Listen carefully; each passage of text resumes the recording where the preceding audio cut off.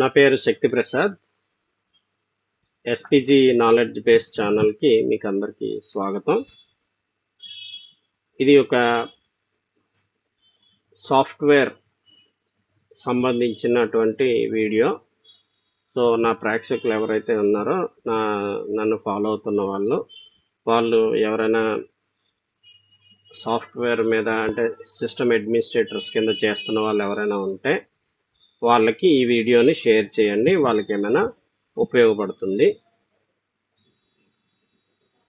అలాగే ఎవరైనా కొత్తగా నేర్చుకునే వాళ్ళు ఎవరైనా ఉన్నా కానీ ఈ ప్రోడక్ట్ మీద అవగాహన తెచ్చుకోవచ్చు. నేను చెప్పేది తెలుగులో చెప్తాను కాబట్టి తెలుగు ఎవరైతే తెలుగులో వినే వాళ్ళు ఉంటారో అలాగే చూసి నేర్చుకునే వాళ్ళు ఉంటారో వాళ్ళకి ఇది ఉపయోగపడుతుందని ఈ వీడియో చేస్తున్నాను.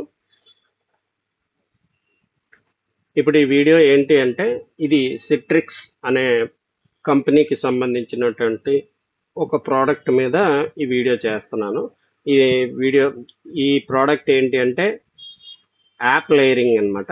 ఇప్పుడు యాప్ లేయరింగ్ అనేది మీకు సిట్రిక్స్ పోర్టల్లోకి వెళ్తే ఎడిషనల్ ప్రోడక్ట్స్ లిస్ట్లో మీకు డౌన్లోడ్స్లో సపోర్ట్లోకి వస్తే మీరు డౌన్లోడ్స్ ఉంటుంది. సపోర్ట్ పైన ఇక్కడ చూస్తున్నారు కదా, ఈ సపోర్ట్లో డౌన్లోడ్స్ అని ఉంటుంది.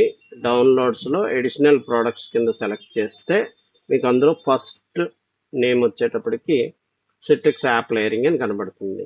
ఓకే, సిట్రిక్స్ యాప్ లేయరింగ్ అంటే ఏంటి, ఇది ఎందుకు ఉపయోగపడుతుంది, ఎలా ఉపయోగించవచ్చు, మనం ఎంఎన్సి కంపెనీస్లో వాటిల్లో అప్లికేషన్స్, సాఫ్ట్వేర్స్, డెస్క్టాప్స్ మీద సాఫ్ట్వేర్స్ ఇవన్నీ యూజ్ చేస్తూ ఉంటారు కదా, వాటికి ఎలా ఉపయోగపడుతుంది ఈ ప్రోడక్ట్ అనేది మనము ఈ వీడియోలో తెలుసుకుందాం. అసలు ఈ యాప్ లేయరింగ్ ప్రోడక్ట్ ఎలా వచ్చింది ఏంటి అంటే, ఇది మొదట్లో యూనిడెస్క్ అనే కంపెనీ వాళ్ళు యాప్ లేయరింగ్ని స్టార్ట్ చేశారు. వాళ్ళ దగ్గర నుంచి సిట్రిక్స్ వాళ్ళు ఆ కంపెనీని కొనేయడం జరిగింది. సో ఆ కంపెనీని కొనడంతో ఈ ప్రోడక్ట్ సిట్రిక్స్ ఓన్ చేసుకుందనమాట. సో ఇప్పుడు సిట్రిక్స్ వాళ్ళు ఈ నెక్స్ట్ డెవలప్మెంట్స్ అన్నీ కూడా వాళ్ళు చేస్తున్నారు. ఈ ప్రోడక్ట్ 4.x వర్షన్ ఉన్నప్పుడు సిట్రిక్స్ వాళ్ళు కంపెనీని కొనుక్కున్నారు. అక్కడ నుంచి సిట్రిక్స్ వాళ్ళే ఈ ప్రోడక్ట్ని మేనేజ్ చేస్తూ వస్తున్నారు అన్నమాట. ఇప్పుడు ఈ యాప్ లేయరింగ్ అంటే అసలు ఈ కాన్సెప్ట్ ఎందుకు డెవలప్ చేశారు అంటే, బేసిక్గా చెప్పాలంటే ఈ సిట్రిక్స్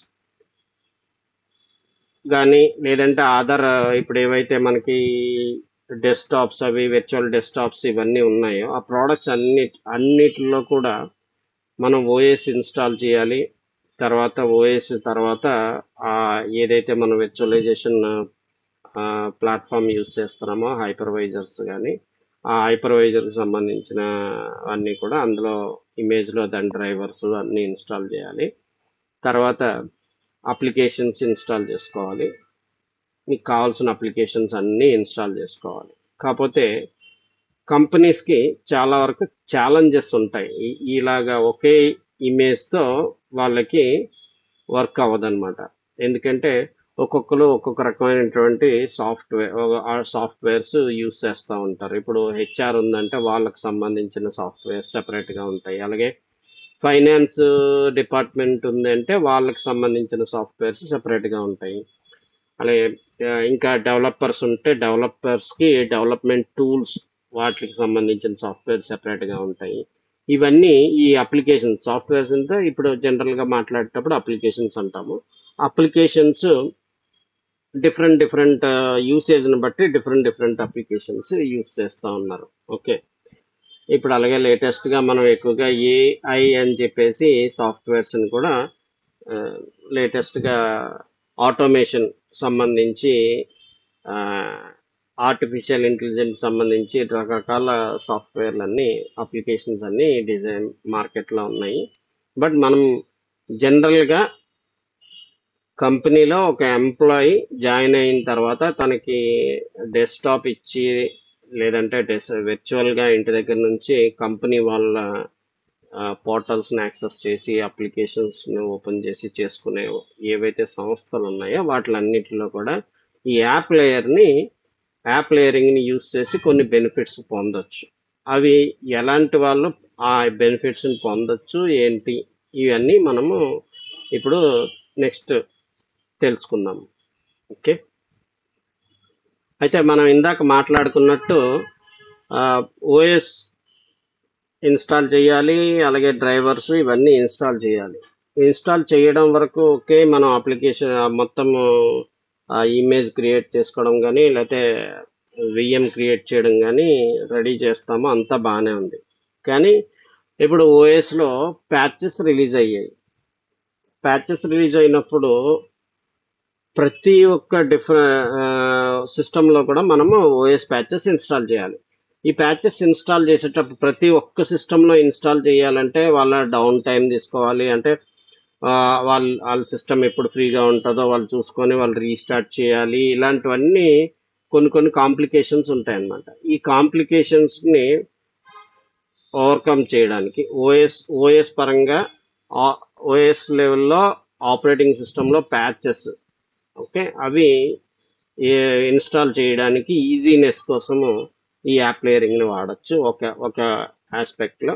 ఇంకొక ఆస్పెక్ట్ ఏంటి అంటే ఇప్పుడు ఓఎస్ లేయర్ కామన్గా ఉంటూ మనకి ఇప్పుడు సపోజ్ హైబ్రిడ్ క్లౌడ్ ఇన్ఫ్రాస్ట్రక్చర్స్ ఉన్న వాళ్ళు ఉన్నారు. హైబ్రిడ్ క్లౌడ్ ఇన్ఫ్రాస్ట్రక్చర్స్ ఉన్న వాళ్ళు లేకపోతే ఆన్ ప్రేమ్ ఉండి క్లౌడ్ ఉండి అలాగే క్లౌడ్లో డెస్క్టాప్స్ ఉండి లేకపోతే ఆన్ ప్రేమ్లో వాళ్ళ సర్వర్స్ ఉండి సిట్రిక్స్ ప్రోడక్ట్స్ యూస్ చేస్తూ ఆన్లైన్ సిట్రిక్స్ ఉంటూ అలాగే క్లౌడ్ సిట్రిక్స్. ఇప్పుడు అజూర్ డెస్క్టాప్స్ ఉండి సిట్రిక్స్ క్లౌడ్లో అజూర్ డెస్క్టాప్స్ ఇలా ఉన్న వాళ్ళ ఇమేజ్ని ఒకేసారి ప్యాచెస్ చేయాలి అన్న ఓఎస్ అంతా అప్ టు డేట్ ఉండాలి విత్ లేటెస్ట్ ప్యాచెస్తో అనుకున్న వాళ్ళకి ఈ సాఫ్ట్వేర్ యాప్ లేయరింగ్ అనేది ఉపయోగపడుతుంది. అలాగే మల్టీ ప్లాట్ఫామ్స్ మీద ఒకేసారి డిప్లాయ్ చేయడానికి కూడా ఇది ఉపయోగపడుతుంది అనమాట.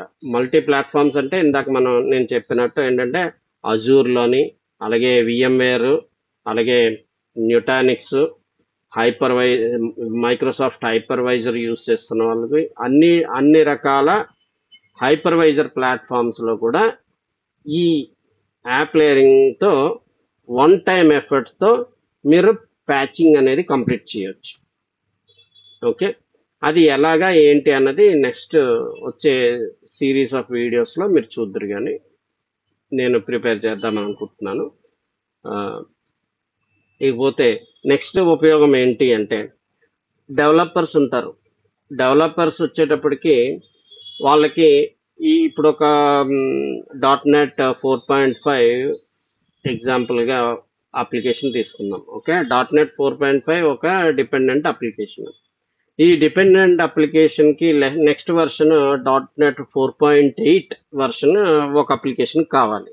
ఓకే, బట్ ఆల్రెడీ ఒక అప్లికేషన్ ఆ సర్వర్ మిషన్లో ఉంది, ఇంకొక వెర్షన్ కూడా ఇన్స్టాల్ చేయాలి.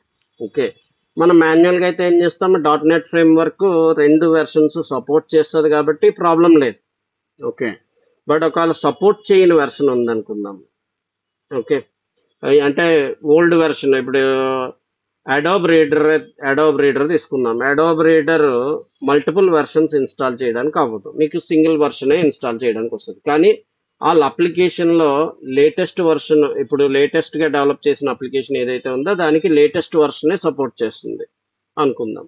ఓకే, ఆ సిచ్యువేషన్స్లో వాళ్ళు టెస్ట్ చేసుకోవాలి అంటే అక్కడ కూడా మనం ఈ యాప్ లేయరింగ్ ద్వారా 2 వెర్షన్లు కూడా యూజర్స్కి వచ్చే విధంగా చేయొచ్చు. ఓకే, 2 అంటే ఇమ్మీడియట్ టెస్టింగ్ కోసం డెవలపర్స్కి ఇమ్మీడియట్గా ఈ వెర్షన్ ఏదైతే వెర్షన్ ఉందో ఆ వెర్షన్ పాత వెర్షన్ టెంపరీగా పార్క్ చేసి అంటే హైడ్ చేసేసి ఇమ్మీడియట్గా కొత్త వెర్షన్ని వేయొచ్చు అనమాట. మళ్ళీ ఎప్పుడు కావాలనుకున్నప్పుడు ఇమ్మీడియట్గా రివర్ట్ కూడా చేసుకోవచ్చు ఇమ్మీడియట్గా. ఓకే, అది ఎలాగా, అది డిప్లాయ్మెంట్ చేయకుండా అంటే వాళ్ళ సిస్టంలో డిప్లాయ్మెంట్ చెయ్యము, బట్ యాప్ లేయరింగ్ ప్రొసీజర్ ద్వారా వాళ్ళకి వచ్చే విధంగా చేయొచ్చు. అది ఎలాగా ఏంటి అన్నది తెలుసుకుందాం.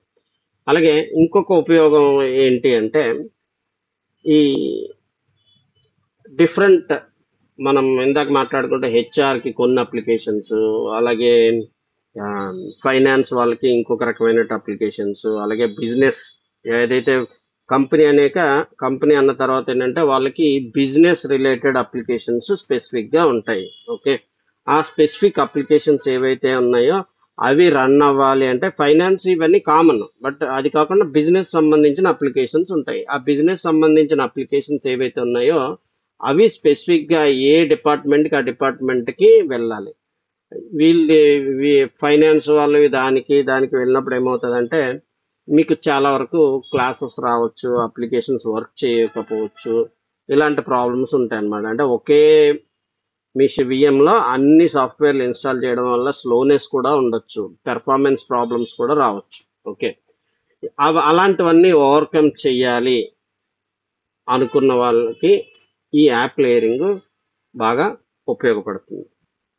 ఓకే, అలాగే ఇంకొక ఉపయోగం ఏంటి అంటే ఇప్పుడు వస్తున్నటువంటి ఆఫీస్ 365 ఏదైతే ఉందో దాని తాలూకా సెట్టింగ్స్ కానీ యూజర్ తాలూకా ఫైల్స్ ఇవన్నీ కూడా సెపరేట్గా యూజర్ వరకు ఏ యూజర్ వరకు ఆ యూజర్కి సేవ్ చేయొచ్చు అనమాట సెపరేట్గా. ఓకే, అది కూడా ఎలాగా ఏంటన్నది చూద్దాం. ఇలా అంటే పర్టికులర్ దాన్ని యూజర్ డేటా అంటారు. ఆ యూజర్ డేటా ఏదైతే ఉందో ఆ యూజర్ డేటా ఏ యూజర్కి ఆ యూజర్కి సేవ్ చేయొచ్చు. అవన్నీ బెనిఫిట్స్ అన్నమాట. ఇకపోతే అసలు ఈ లేయర్ కాన్సెప్ట్ ఏంటి అని మీకు డౌట్ రావచ్చు. అసలు యాప్ లేయరింగ్ ఎందుకు అని అడగొచ్చు. ఈ లేయరింగ్ ఎందుకు ఏంటి అంటే ఫస్ట్ థింగ్ మనం అనుకున్నట్టు ఏంటంటే మరి ఇప్పుడు ఇందాక అన్నట్టు ఓఎస్ అప్లికేషన్స్ అన్నీ ఒకే దాంట్లో ఇన్స్టాల్ చేస్తూ వస్తాం కదన్నా, మరి ఇప్పుడు ఈ కాన్సెప్ట్ ఏంటి అంటే దీనిలో ఏం చేస్తామంటే మనము ఓఎస్ సెపరేట్గా ఒక లేయర్ అంటే ఏంటి, మనకి ఇప్పుడు మీకు చాలా మందికి తెలిసే ఉంటుంది, బర్గర్ తెలుసు రైట్.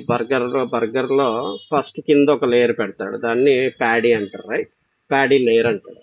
ఆ ప్యాడీ లేయర్లో ఓన్లీ బ్రెడ్ ముక్క మాత్రమే ఉంటుంది. దాని మీద ఇంకా నువ్వు ఏ టైప్ ఆఫ్ బర్గర్ అడుగుతావో దాని ప్రకారం ఆ మెటీరియల్ పెడతాడు కదా. తర్వాత నీకు కావాల్సినటువంటి స్పైసీనెస్ కావాలా వద్దా, ఇది నాకు చట్నీ ఎక్కువ కావాలి, లేదంటే అందులో కొంచెం క్రిస్పీగా స్పైసీగా ఉండాలంటే దాంట్లో మసాలా యాడ్ చేయడము టాప్ లేయర్లో ఇలా చేస్తారు కదా. అలాగే ఇక్కడ ఏంటంటే ఇక్కడ ఓఎస్ సెపరేట్గా ఒక బేస్ అనమాట. అది దాని మీద మీకు ఒక ఓఎస్ లేయర్ క్రియేట్ చేస్తారు. ఇప్పుడు మీరు ఇక్కడ ఈ పిక్చర్లో చూస్తే మీకు అర్థమవుతుంది. చూడండి, ఇక్కడ కిందన ఎల్లో ఈ కలర్ ఏదైతే ఉందో కలర్ ప్రకారం ఇది ఆపరేటింగ్ సిస్టమ్ లేయర్. అంటే కింద డిస్క్ లాగా ఇచ్చారు చూసారా, డిస్క్ అంటే ఇక్కడ డిస్క్ లాగా కనబడుతున్నాయి అంటే ఇది ఒక లేయర్ అనమాట. మీకు ఇక్కడ ఏంటంటే మల్టిపుల్ లేయర్స్లో జస్ట్ చూపించారు, పిక్చర్ వైజ్గా చూపించాము. ఇందులో ఒకటి ఓఎస్ లేయర్, అలాగే ప్లాట్ఫామ్ లేయర్, అలాగే అప్లికేషన్ లేయర్, అలాగే ఎలాస్టిక్ లేయర్ అని కొన్ని కాన్సెప్ట్స్ ఉన్నాయన్నమాట. ఓకే, ఇందులో మెయిన్గా application layer, platform layer, OS layer main అండి. ఓకే, ఎలాస్టిక్ లేయర్ అనేది ఒక ఫ్యూచర్ అనమాట. అప్లికేషన్ని డెలివరీ ఎలా చేయాలి,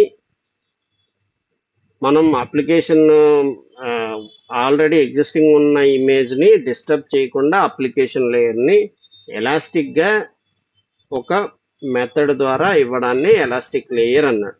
ఓకే, అంటే ఇది ఒక లేయరే, కానీ మనం అప్లికేషన్ లేయర్తోనే ఈ ఎలాస్టిక్ లేయర్ కూడా బిల్డ్ చేస్తారన్నమాట. అది ఎలాగా ఏంటి అన్నది మనం తెలుసుకుందాం. ఇప్పుడు ఇది వీడియో కొంచెం పెద్దగానే ఉంటుంది. టాపిక్ ఇంట్రెస్ట్ ఉన్న వాళ్ళు కంటిన్యూ చేస్తే బాగుంటుంది.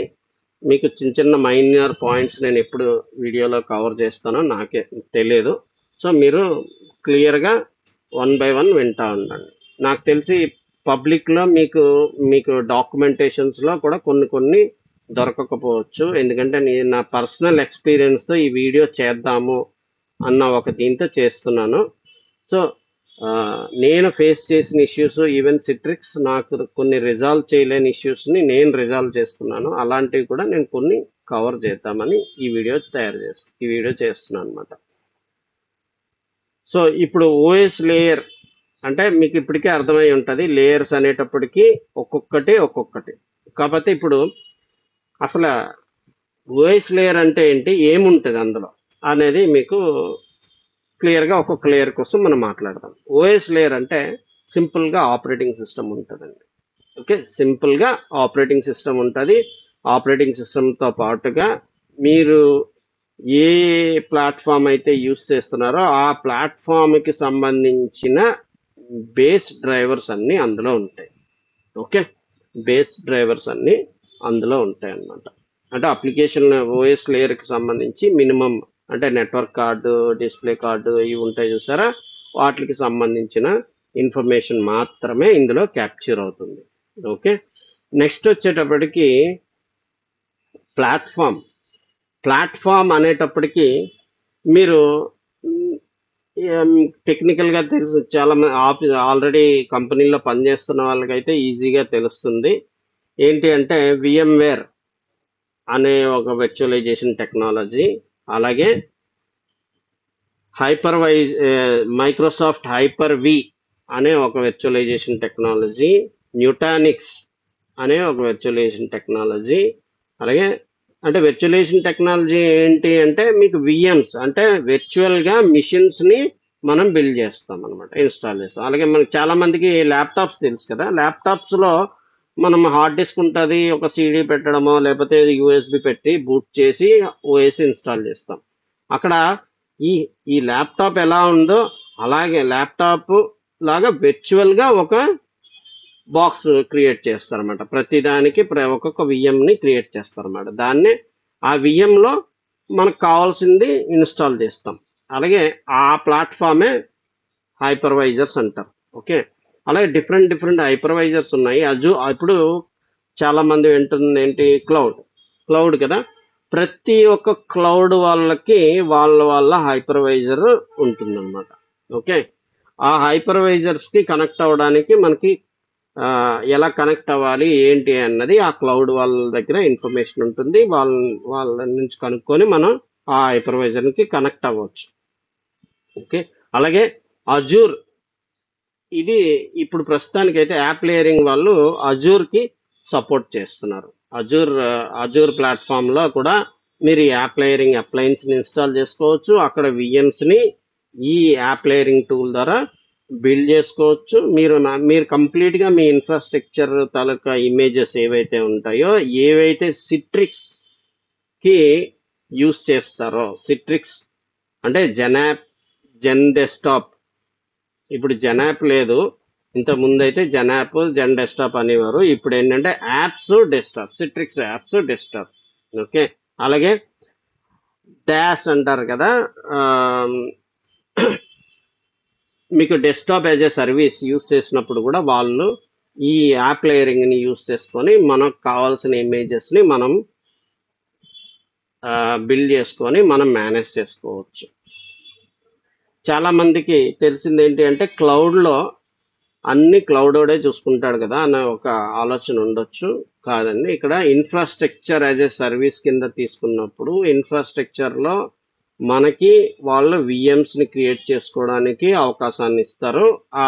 ఆ VMస్ ఏవైతే మనం క్రియేట్ చేసుకుంటామో మనమే మేనేజ్ చేసుకోవాలి. కాకపోతే ఆ ఇమేజ్ ఏదైతే ఉంటుందో ఆ ఇమేజ్లో లేటెస్ట్ ప్యాచెస్ వరకు మనదే ఉంటుంది.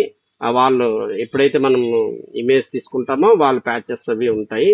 మనం ప్యాచింగ్స్కి వీటికి మనం సపరేట్గా అవన్నీ మేనేజ్ చేసుకోవాల్సి వస్తుంది. షెడ్యూల్స్ కానీ ఇవి కానీ అన్నీ మేనేజ్ చేసుకోవాల్సి వస్తుంది. సో అలాంటి దగ్గర కూడా మనం ఈ యాప్ లేయరింగ్ని యూజ్ చేసి కొన్ని బెనిఫిట్స్ని పొందొచ్చు. ఇందాక ఏవైతే మాట్లాడుకున్నామో ఆ బెనిఫిట్స్ అన్ని మనం అజూర్లో కూడా పొందొచ్చు అన్నమాట. సో ఇది ప్లాట్ఫామ్ లేయర్ కోసం మీకు ఇప్పుడు అర్థమయ్యే ఉంటుంది అనుకుంటా ఒక రకంగా.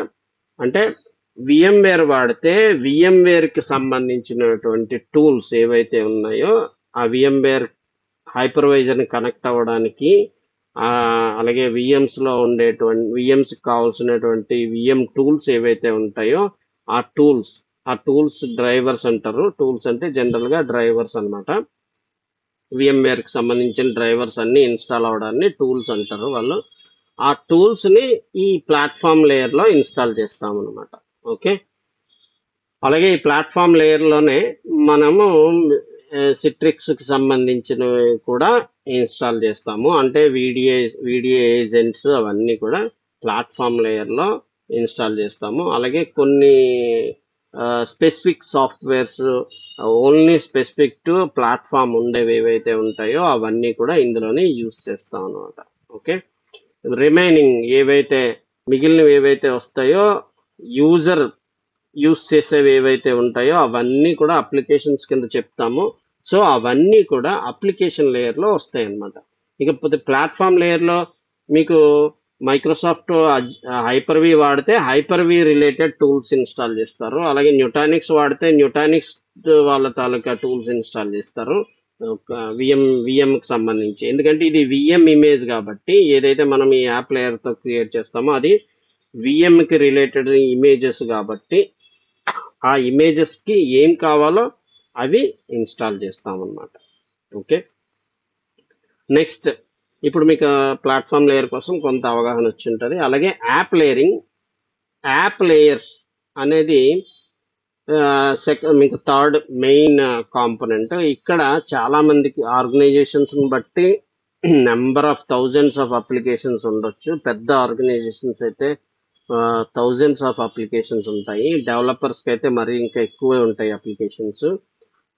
సో అలాంటివన్నీ మేనేజ్ చేయాలి, వర్చువల్ మిషన్స్ ద్వారా మనం మేనేజ్ చేయాలి అనుకున్న వాళ్ళు applications each and every application అంటే ప్రతి ఒక్క అప్లికేషన్ని మనం ఎగ్జాంపుల్గా జనరల్గా మీకు తెలిసేది ఏంటంటే Adobe reader, MS office, next MS office సంబంధించినవి అవుట్లుక్, అలాగే టీమ్స్, ఓకే, ఇంకా విఎస్ కోడ్, ఇలాంటి అప్లికేషన్స్ అన్నీ ఉంటాయి కదా. ఈ అప్లికేషన్స్ అన్నీ కూడా ఒక్కొక్క లేయర్స్ లాగా డిప్లాయ్ చేసుకుంటాం అనమాట. అంటే లేయర్ 1, లేయర్ 2, లేయర్ 3 అలాగా మీకు ఎన్ని అప్లికేషన్స్ కావాలో అన్ని లేయర్స్ కింద వస్తాయి అన్నమాట. ఓకే, సో ప్రతిదీ లేయర్ కింద క్రియేట్ చేస్తారు. ఇది అప్లికేషన్ లేయర్స్ అన్నమాట. అప్లికేషన్ లేయర్స్ తర్వాత వచ్చేది నెక్స్ట్ ఎలాస్టిక్ లేయర్. ఓకే, ఇది ఆప్షనల్. ఒక రకంగా మీరు యూస్ చేస్తే యూస్ చేయొచ్చు. ఎలాస్టిక్ లేయర్ అనేది యూస్ చేయకుండా ఓన్లీ మనం ఇమేజెస్ క్రియేట్ చేసుకుంటాము వితౌట్ ఎలాస్టిక్ లేయరింగ్ మెథడ్ అనుకున్న వాళ్ళు ఎలాస్టిక్ లేయరింగ్ అనేది మనం ఆప్షనల్ తీసుకుంటాము. ఆప్షనల్ అంటే ఏంటి? అవసరమైతే వాడతాము, అవసరం కాదు అనుకున్న వాళ్ళు వదిలేయచ్చు అనమాట. అది ఆప్షనల్ అంటే. ఓకే, ఇప్పుడు ఈ ఎలాస్టిక్ లేయర్ ఎలా వస్తుంది అంటే మనం ఇప్పుడు సపోజ్ ఇక్కడ అవుట్లుక్ ఎగ్జాంపుల్ 2019 అవుట్లుక్ ఇన్స్టాల్ చేశారు. అలాగే 2025 అవుట్లుక్ వచ్చింది అనుకుందాము. ఆ అవుట్లుక్ ఏదైతే వర్షన్ 2025 వర్షన్ ఏదైతే ఉందో అది ఇప్పుడు ఆల్రెడీ సిస్టమ్స్లో 2025 ఇన్బిల్ట్గా ఇచ్చేశారు. ఓకే అనుకుందాం. ఓకే, బట్ కొంతమంది యూజర్స్కి 2025 కావాలి. 2000 ఏదైతే లోవర్ వర్షన్ ఆల్రెడీ ఉందో వాళ్ళకి లేటెస్ట్ వర్షన్ కావాలి. అప్పుడు ఏం చేస్తాము అంటే ఎలాస్టిక్ లేయర్ ద్వారా మనం అంటే మళ్ళీ ఇక్కడ కూడా అప్లికేషన్ లేయర్, దానికి కూడా అప్లికేషన్ లేయర్ క్రియేట్ చేయాలండి. చేసిన తర్వాత దాన్ని ఎలాస్టిక్ లేయర్ కింద కన్వర్ట్ చేయాలి. ఓకే, ఎలాస్టిక్ లేయర్ కింద పబ్లిషింగ్ చేయాలి. చేసినప్పుడు మాత్రమే ఎలాస్టిక్ లేయర్ కింద పనిచేస్తుంది, లేకపోతే పనిచేయదు. అప్లికేషన్ లేయర్ కామన్గా క్రియేట్ చేయాల్సిందే. చేసి తర్వాత దాన్ని ఎలాస్టిక్ కింద మనం ఇవ్వాల్సి వస్తుంది. ఓకే, ఇది మనకి లేయర్స్ వైజ్గా ఉన్నటువంటి కాన్సెప్ట్ అన్నమాట. ఓకే, ఇప్పుడు మనం ఇందాక ప్లాట్ఫామ్ లేయర్ కోసం చూసుకున్నాం కదా, ఇది ఒక రకంగా ఆర్కిటెక్చర్. సిట్రిక్స్ వాళ్ళు స్పెసిఫై చేసినటువంటి ఆర్కిటెక్చర్. సో మనం ఈ ఆర్కిటెక్చర్లో జనరిక్ ఆర్కిటెక్చర్ ఇది. ఇంకా మనం డిఫరెంట్ డిఫరెంట్ ఎన్విరాన్మెంట్ బట్టి ఆర్కిటెక్చర్ యూసేజ్ మారిపోతూ ఉంటుంది. జనరిక్గా మల్టీ మల్టీ హైపర్వైజర్స్ యూజ్ చేసినప్పుడు ఎలాగ అప్లయన్స్ని యూజ్ చేయొచ్చు అనేది దాని మీద ఒక స్లైడ్ అనమాట ఇది. సో జనరల్గా మనకి యాప్ లేయర్ అనేది, యాప్ లేయర్ని లేయర్స్ క్రియేట్ చేయడానికి ఒక ప్రోడక్ట్ అనేది ఉండాలి కదా, ఒకటి టూల్ అనేది ఉండాలి. ఓకే, ఇట్లన్నిటిని ఏంటంటే మనము టూల్స్ కింద పిలుస్తారు.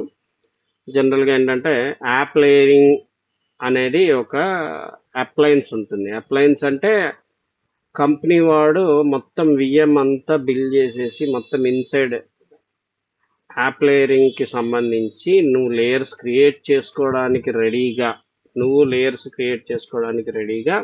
ప్రోడక్ట్ని మనకు ఒక విఎంని ఇస్తాడనమాట.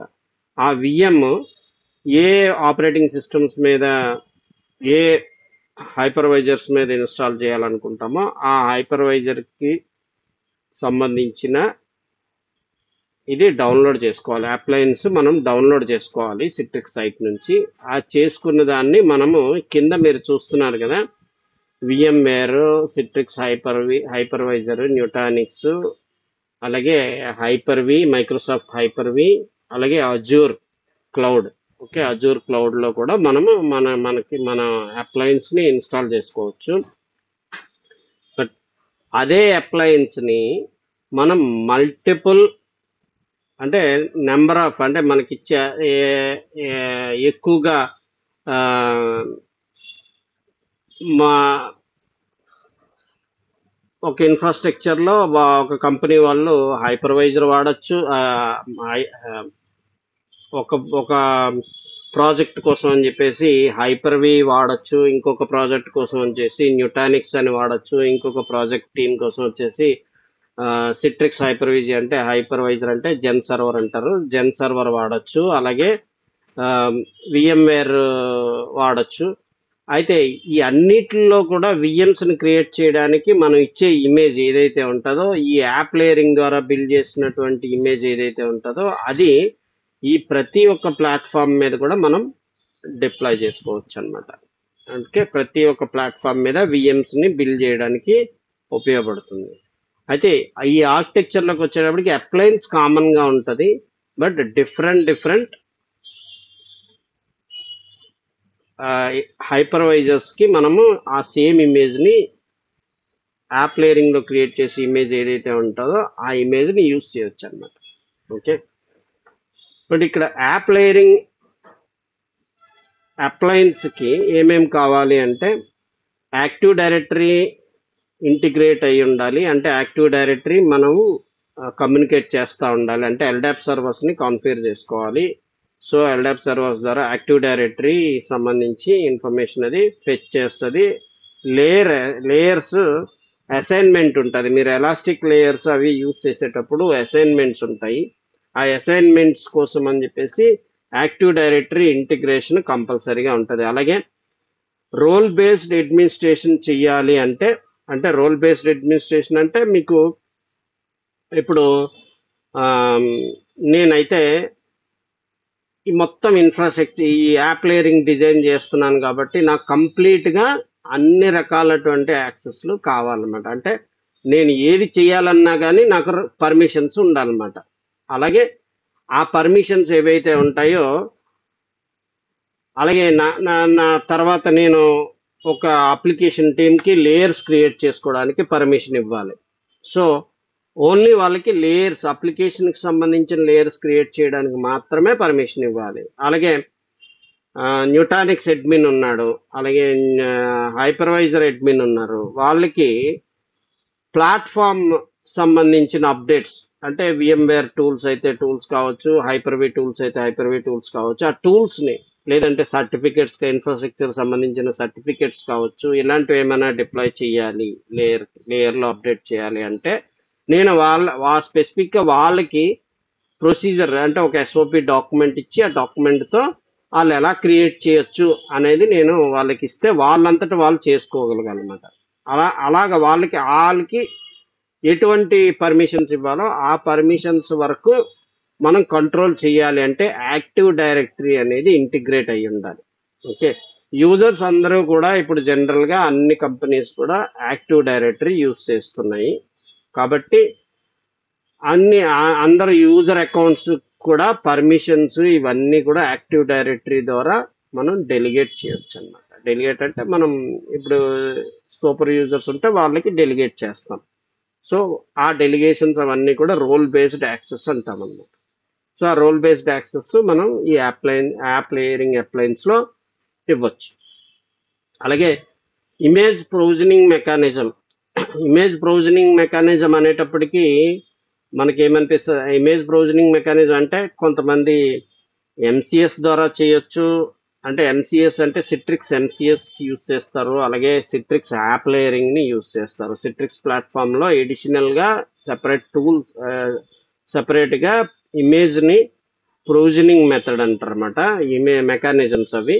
ఆ మెకానిజమ్స్లో సిట్రిక్స్ ప్రొవిజనింగ్ పీవీఎస్ అంటారు. జనరల్గా ప్రీవియస్ అంటే అర్థమవుతుంది సిట్రిక్స్ అడ్మినిస్ట్రేటర్స్కి. అలాగే నార్మల్ వాళ్ళకైతే అది సిట్రిక్స్ పీవీఎస్ ప్రొవిజనింగ్ సర్వీసెస్ అనమాట.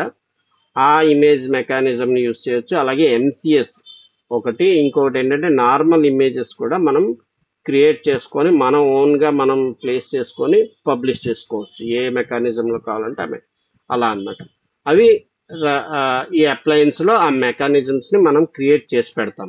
ఓకే, అలాగే సెంట్రల్ రిపాజిటరీ అనేది ఏంటి అంటే మనం ఏవేవైతే లేయర్స్ క్రియేట్ చేస్తామో ఓఎస్ లేయర్స్ ఇవన్నీ ఎక్కడ సేవ్ అవుతాయి, ఎక్కడో దగ్గర సేవ్ అవ్వాలి కదా. మనం ఈరోజు ఒక ఓఎస్ క్రియేట్ చేసాము, ఒక ప్లాట్ఫామ్ లేయర్ క్రియేట్ చేసాము, ఒక అప్లికేషన్ లేయర్ క్రియేట్ చేసాము. అవి ఎక్కడ స్టోర్ అయ్యి ఉండాలి?